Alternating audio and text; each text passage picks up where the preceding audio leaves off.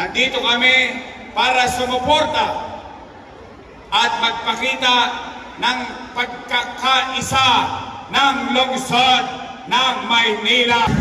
Masaya kami ni Chichi dahil ang kabaka, ang kababaihan, ang kaagapay, sama-sama. Alam ko mula sa Panginoon ang araw na ito. Dahil ng Congresswoman Cristal Bagachin, sinabi ko sa kanya, sa atin matatapos ang love-hate relationship ng kabaka at kababaihan.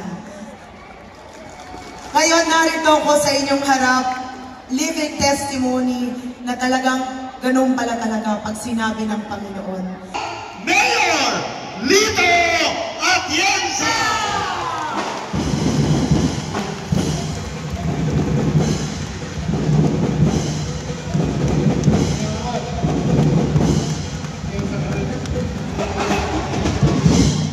Atienza yan, Barbie Atienza.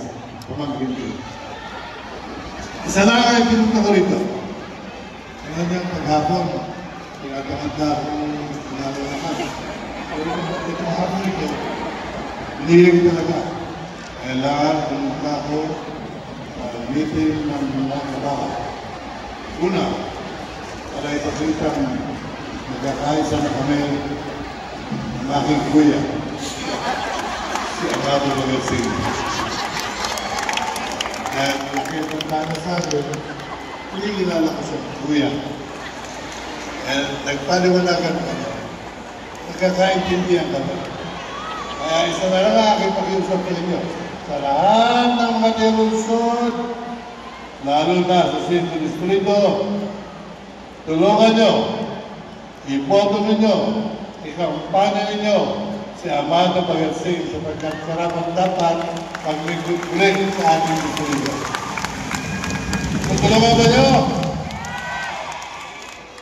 Pag nagkulang kayo, kasalanan nyo, ha? Ako wala na akong dinatatakutan. Pag hindi kayo tumulong, hahanapin ko kayo. Marunong akong tumungti. Ang maluhod. Pero pag tumulong kayo, paglilingkuran kayo namin, at tinako, bilang isang congressman, ibibigay ko sa inyo, mga kabaka members, ang serbisyo na nakukuha ng congressman para sa tao. Kaya, kung sakaling papalarin, kami ni Amado, dalawa ang congressman nyo. Amado Magasin, and Lito Atienza. Ang swerte naman na siya, walang distrito kaya dalawang congressman. Pero, yun ang aking commitment sa inyo. Dahil ako'y pumunta rito para sabihin lamang yun. Dalawa ang magiging congressman yun sa pagod. Si Amado ay mananalo, si Lito naman ay may samba. Kaya, sa tulong ng inyong lahat at ng Panginoon Diyos, magtatagumpay tayo. Mabuhay!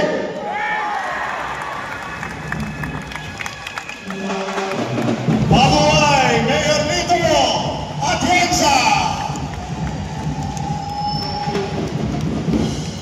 Kaya ang lungsod ng Maynila, kilalang kilala itong alkalde.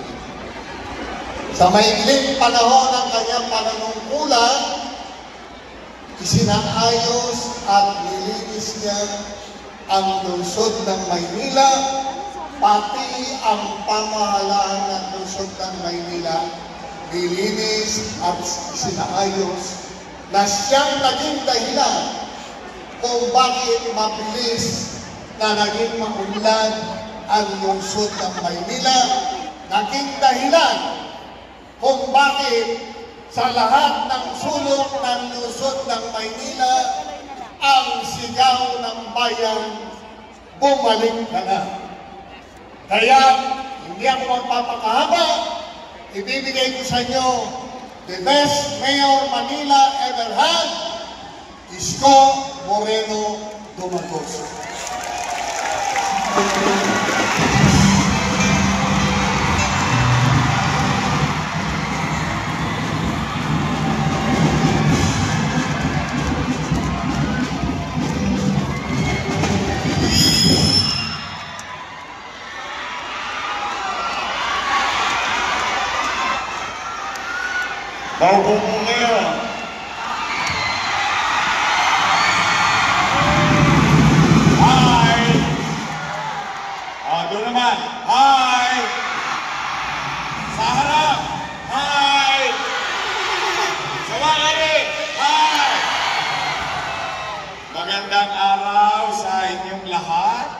Palakpakan natin ang ating dating Consul Felix Espiritu. Si Felix parang hindi tumatanda, may asin pa. Katulad ng mga nanay, tatay, lola't lola ko na nandito, ang matitikas na mga kabaka, mabuhay kayo! Muli, kami ni Chichi Atienza ay nakikiisa sa pagkilala at araw ng pagkakatatag ng ating samahan. Ang samahan, lalong-lalo na sa 5 distrito na siyang tumugon sa mga pangangailangan ng ating mga kababayan sa 5th District ng Manila. Ayaw ko pakakahabaan. Nandito kami para sumuporta at magpakita ng pagkakaisa ng lungsod ng Maynila para kay Amado Bagaching. Masaya kami ni Chichi dahil ang kabaka, ang kababaihan, ang kaagapay, sama-samang ibabalik si Amado Bagaching. Natutuwa ko at nais kong kilalanin din ang presensya ng ating minamahal na Mayor. 9 na taon, 3 consecutive term. Siya lang ang nakatatlong termino na Mayor ng Lungsod ng Maynila, Mayor Lito Atienza.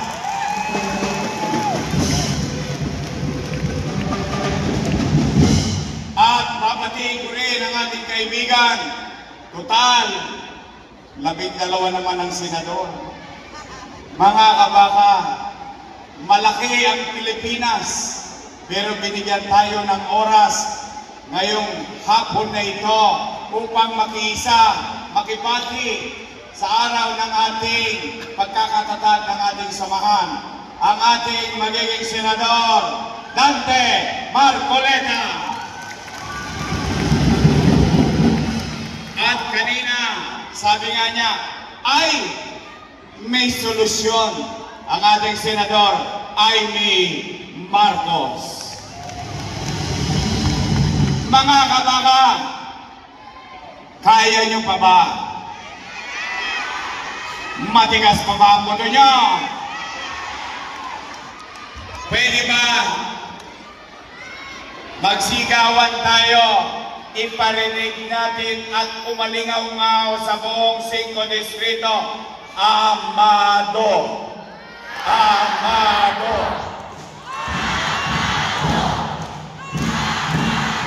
Mahina pa! Ilabas ang mga baga!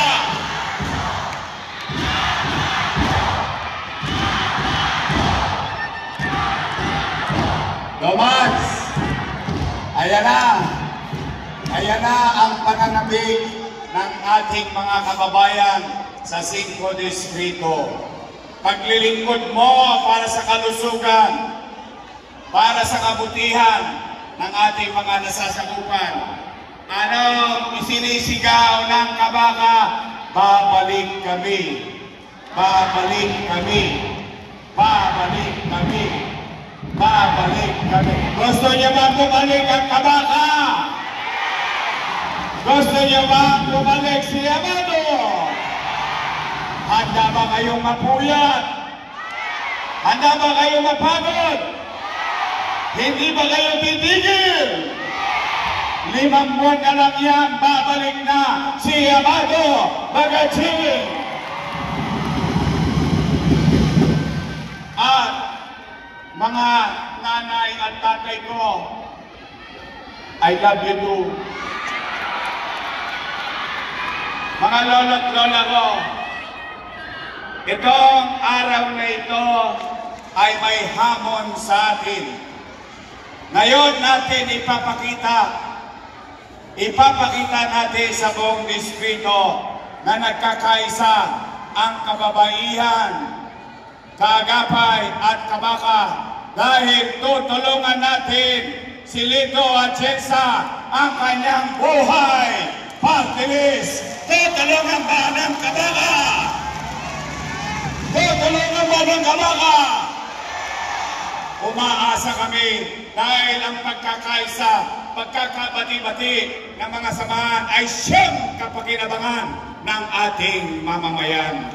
So muli, mga Kabaka, sabay-sabay tayo sumigaw. Kabaka ngayon! Lakasan nyo pa. Kabaka ngayon! Kabaka bukas! Kabaka hanggang wakas! Muli, mga nanay, tatay ko, mga lolo't lola ko, mahal namin kayo ni G. Atienza. Kaisa nyo kami at sana kung hindi pagmamalabis, huwag niyong kakalimutan yung mga Yormes Choice na kandidato natin. Nagkakaisa ba ang Kabaka? Nagkakaisa ba ang Kabaka? Dadaling ba ang buong Yormes Choice? Maraming salamat. Congratulations. Susunod, 40 years. 40 years na ng Kabaka. Malamang sa City Hall na tayo mag-a-aniversaryong lahat, mga Kabaka. Maraming salamat sa inyo. Pagpalain nawa kayo ng Poang May Gabal. Manila! God first. Thank you. God first! Mabuhay! Yormes! Isko! Moreno!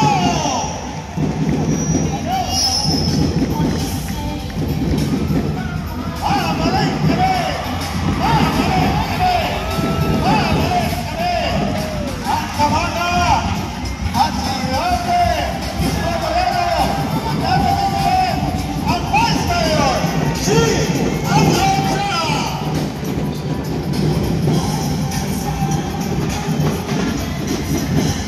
Ayun! Talaga naman!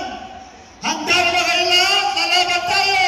Hanggang babalik natin ang ating Kabaka dito sa lungsod ng Maynila!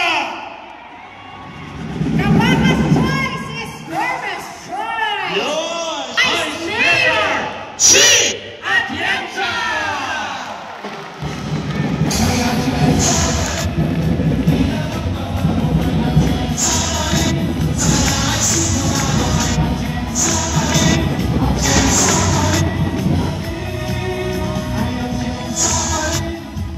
Magandang hapon po sa inyong lahat.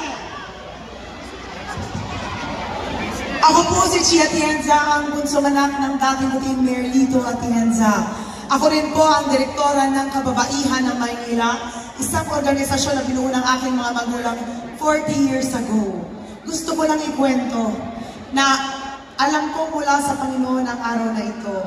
Dahil nung ako po ay bata pa, nag-aaral sa St. Scholastica's College, isang taong mas matanda kay Congresswoman Cristal Bagaching. Sinabi ko sa kanya, sa atin matatapos ang love-hate relationship ng Kabaka at kababaihan.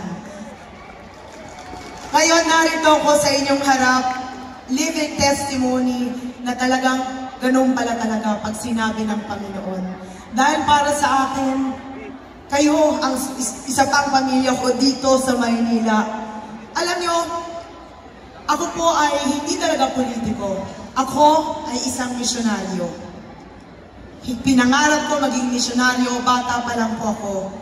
Pero hindi po yun ang binigay ng Panginoon sa akin. Kaya ang pinangako ko sa Kanya, kung saan man niya akong karerang bibit-bitin, dadalhin ko doon ang puso ng isang misyonaryo. Kaya nung ako po ay naging isang broadcast journalist, kinuha ko po ang kwento ng ating mga kababayan at isinigaw po ang kanilang boses sa aking programa. Nagdasal na mapakinggan ng gobyerno ang hinaing ng mga taong walang boses. Ngunit nakita ko, I'm sure alam nyo rin yan, na kahit na ano ang hinaing natin, kung ang gobyerno ay hindi marunong makinig sa tao, ika nga po ni Yorme, na nga pala pa rin tayong lahat. Kaya nung tinanong ako ni Yorme kung maaari niya ako maging katambal bilang vice alkalde, tinignan ko kung pareho kami ng puso at pinaglalaban. At sa aking pag-aaral ng lahat ng kanyang nagawa dito sa lungsod ng Maynila, ang masasabi ko, si Yorme ay isa sa pinakamagaling na naging alkalde dito sa lungsod ng Maynila. Ako po ay tumatayo dito sa inyong harapan para bigyang boses ang ating mga sektor na ngayon ay umiiyak dahil walang nakikinig sa kanila. Ang ating mga mahal na lolo at lola, senior citizens na nagnanais na humaba pa ang kanilang buhay dahil may suporta ang gobyerno ng Maynila pang medikal para sa kanila. Para sa mga solo parents na nagdadasal na araw-araw, meron silang oportunidad para sila ay makatayo para maipaglaban ang buhay ng kanilang mga anak. Tumatayo ako para sa LGBTQ+ community na mawala ang diskriminasyon pagdating sa oportunidad dahil sa kanilang kasarian.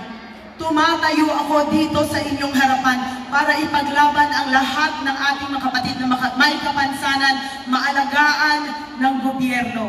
Narito rin ako sa inyong harapan para bigyan ng boses ang ating mga kabataan. Maiparamdam sa kanila na dito sa Maynila, tatangos ang inyong ilong at tataas ang inyong mga noo dahil dito sa lungsod ng Maynila, ang gobyerno ay marunong makinig sa inyong lahat.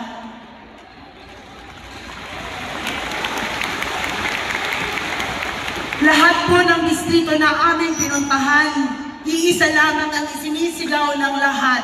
Ano nga po yun? Ano nga po yun? Lakasan niyo po!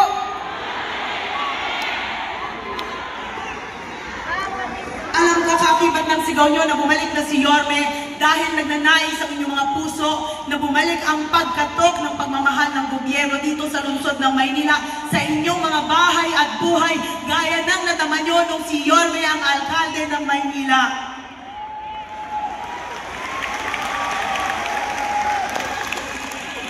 Huwag kayong mag-alala. Babalik na po si Yorme Isko Moreno Dumagoso.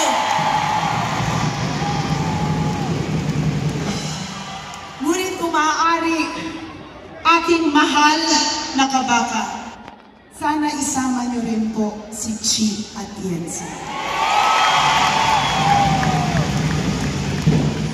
Ang trabaho po ng vice alkalde ay maging presiding officer, maging ina ng konseho, gumawa ng mga programa, polisiya, na dapat angkop sa pangangailangan ninyong lahat. Kaya kung kayo ay pipili ng vice alkalde balang araw, kailangan kayong pumili ng isang taong marunong makinig sa inyong mga hinaing.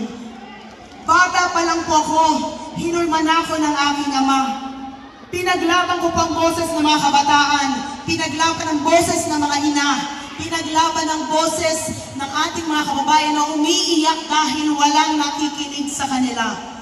Then alam niyo na rin po ba ng araw, kung itatalaga niyo ako bilang vice alkalde ni Yorme, hindi na po kayo iiyak dahil kayo po ay mapakikinggan muli at mararamdaman niyo ang isang gobyerno na mahal kayo dito sa lungsod ng Maynila. Bata pa lang po ako, hinulman ako ng aking ama para ipagpatuloy ang kanyang nasimulan. Ang akin lamang, gusto ko sa laban ko, ang kababaihan ng Maynila, kabaka at kaagapay ay magbubuklod-buklod, magsasama-sama para maging maganda muli ang gobyerno dito sa lungsod ng Maynila. Lahat po tayo narito dahil sa isang misyon. At yan ay makapag-iwan ng isang magandang mundo na kaya natin ipamana sa ating mga anak, ating mga apo, at sa susunod na henerasyon. Makakaasa po kayo na ako po ay susuportan ng buong buo kay Yorme Isko Moreno Dumagoso. Dahil alam ko na ang pagsuporta ko kay Yorme ay pagsuporta ko sa bawat isang taong nandito ngayon. Tatangos muli ang inyong mga ilong. Tataas muli ang inyong mga noo. Dahil dito sa lungsod ng Maynila balang araw. Kayo po ay kasama na ng gobyerno. Hindi po ako umaalis sa kahit na anong entablado nang hindi nag-iiwan ng alaala. Dahil ang dapat maalala nyo lang sa akin ay ang aking mukha. Mukha lang po 25 pero 33 years old na po ako. Ay, hindi na po ako dalaga. May asawa na ako pa. Ako na po akin. Gusto ko ay pag-isay na ngayon ang aking puso. Dahil alam ko na ang puso kaya ng pangawakan. Pwede mo makikawin yan? Dahil alam naman ang aming mundo, ito po ang gusto kong ipauwi sa inyo ngayong hapon. Para sa inyo po ito.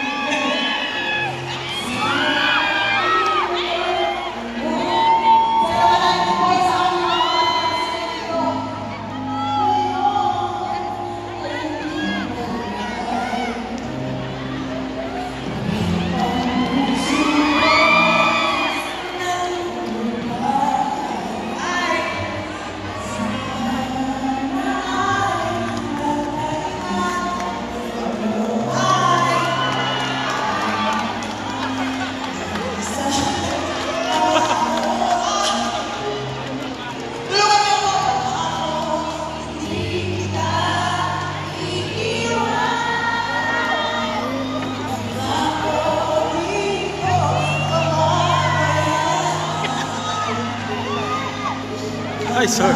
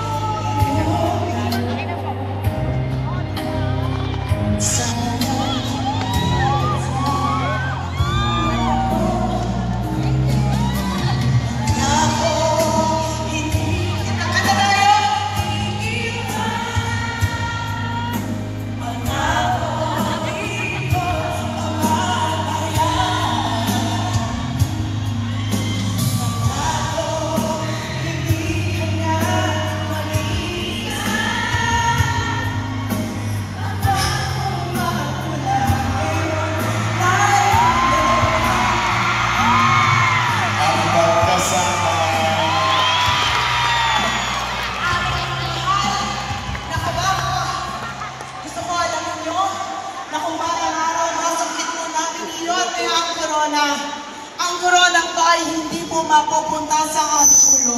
Ito po'y mapupunta sa ulo ng inyong pamilya at ulo ng susunod na henerasyon. Ngunit ako po ay nakikiusap.